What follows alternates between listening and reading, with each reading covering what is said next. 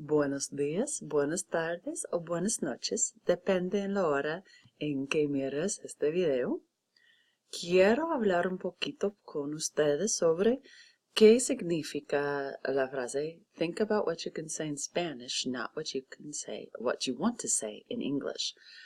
One thing that's very difficult at this level is you're getting, you have a lot more vocabulary available to you.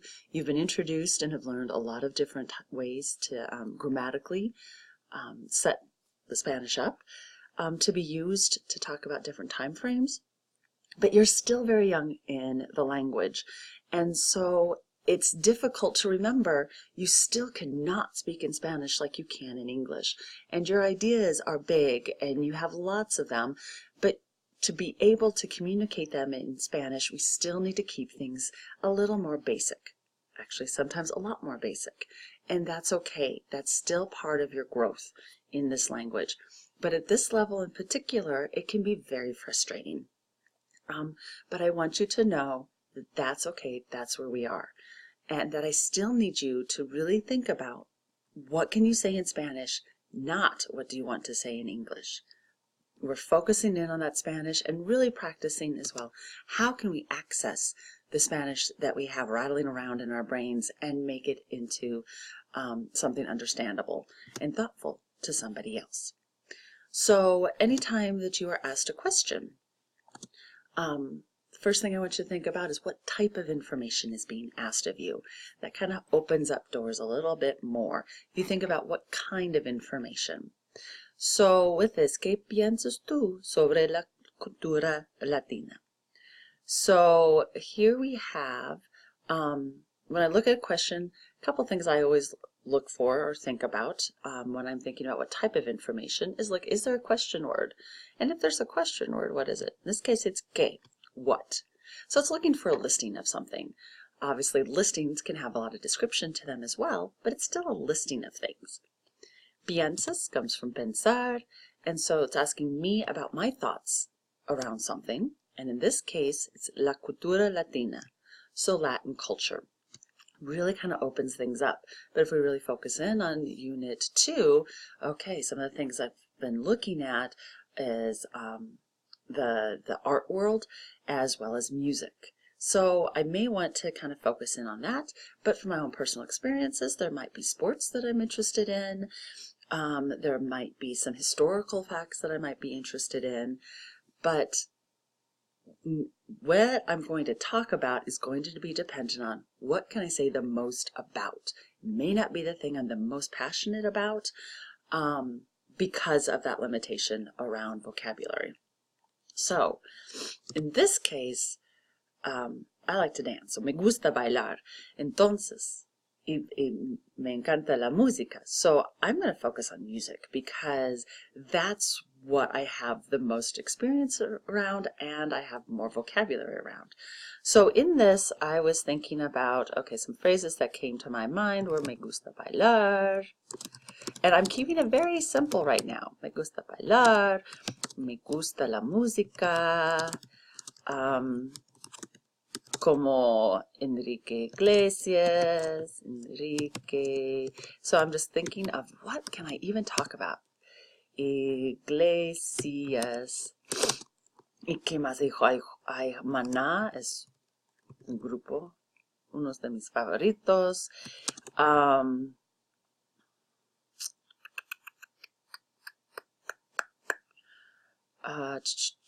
So I'm kind of also, so that's kind of where my framework is, because honestly, I just came to a wall on that one right there. So part of what I do as well, and I'm not sure if you're aware of this, I go through some of these steps when I'm talking with you guys as well, because I want to make sure that when I'm talking, I'm keeping it within a realm that you guys are familiar with. So mine is think about what you guys, the students, can say in Spanish, and that's where I need to pull myself back into. So right now I have some emotional pieces of what I like and about the culture. And then as well, I have some favorites. So I'm going to kind of put this into some sort of phrasing. So it makes sense for me to say, Okay, so I'm going to go back to the question and kind of restate it. But I'm going to give an opinion. So I might say, a mí me gusta mucho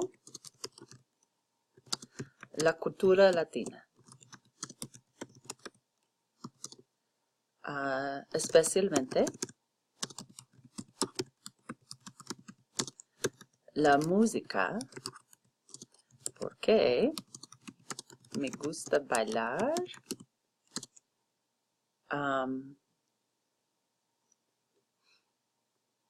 Yeah, so I'm just going to stop there.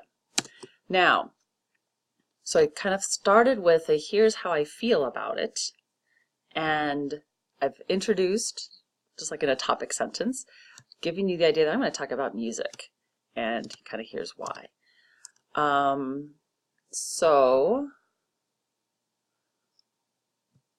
I'm going to choose either Enrique Iglesias or Maná. In this case, Enrique Iglesias, because he's more for the music for dancing.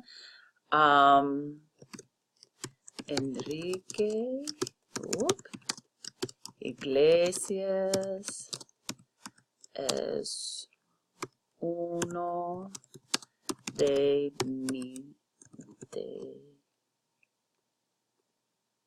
los cantantes, I'm gonna check that, favoritos míos.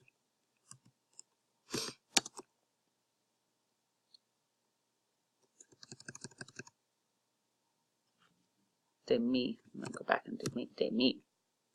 So I'm kind of thinking through de mis cantantes favoritos. Él tiene un voz. I didn't do that one. Un voz bonito y canta las canciones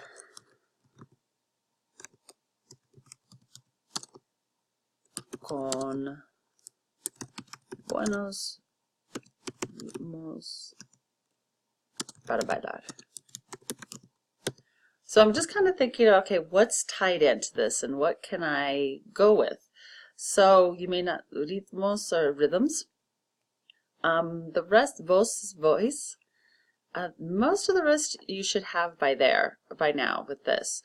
And then I might say,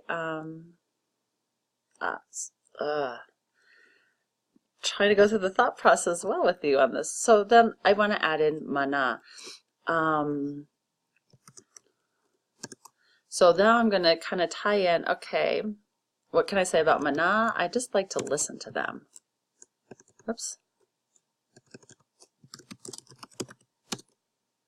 Escuchar a la música de Maná. Ellos no cantan buenas canciones para bailar. Ellos cantan más sobre temas importantes a mí.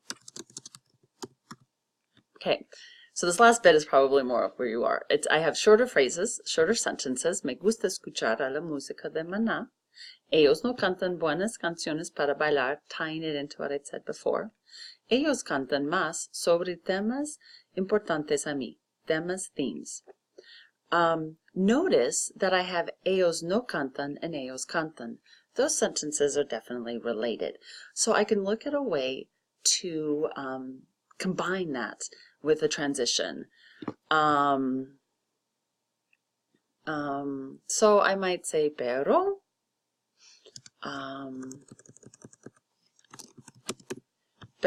cantan. And I got rid of the ellos because remember, I've already identified who I'm talking about, so it's really redundant to use subject pronouns in the same phrasing if I haven't changed the subject.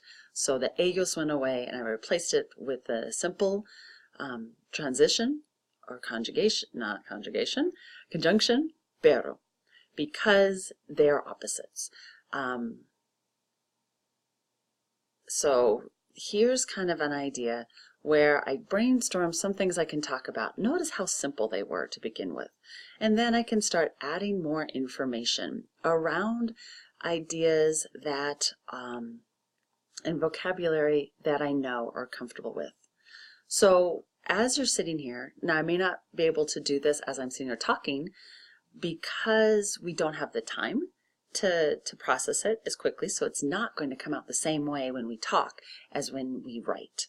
And when we write, I want you to be reading out what you said loud enough that you can hear yourself, because you will catch errors and you will notice things that you can fix along the way. And if you find errors and you're like, I have no idea how to fix that, that's when you start thinking about how could I give that same kind of information but in a different way. That's a huge skill to have, and I need you to be practicing that as well. I hope that this was helpful to you. If you have any other questions, please let me know. If you'd like to work on this together, please set up a time so that we can do that. And espero que tengan un día magnífico. Hasta luego.